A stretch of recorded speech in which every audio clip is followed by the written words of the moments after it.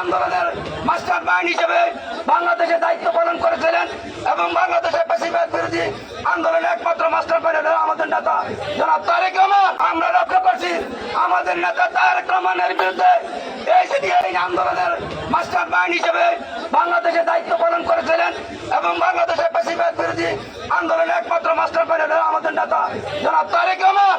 আজকে ওনার বিরুদ্ধে যারা কুরুচিপূর্ণ বক্তব্য দিচ্ছে ওই হিন্দুস্তানের ওই সমস্ত দালালরা এখন আবার মাথা ধরা দিয়ে ওঠার চেষ্টা করছে। আমি মনে করি তৃণমূল ভাইরা যারা আছেন আমাদের আন্দোলন এখনো শেষ হয় নাই। আগামী দিনে যেদিন তারেক রহমান নেতৃত্বে বাংলাদেশের সরকার প্রতিষ্ঠিত হবে সেই দিনে আমরা ইনশাল্লাহ সফল হবো।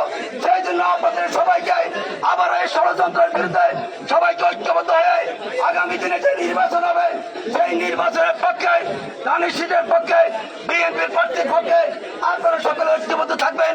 আমরা লক্ষ্য করলাম 5 তারিখের পর থেকে আবারও ষড়যন্ত্র চলছে।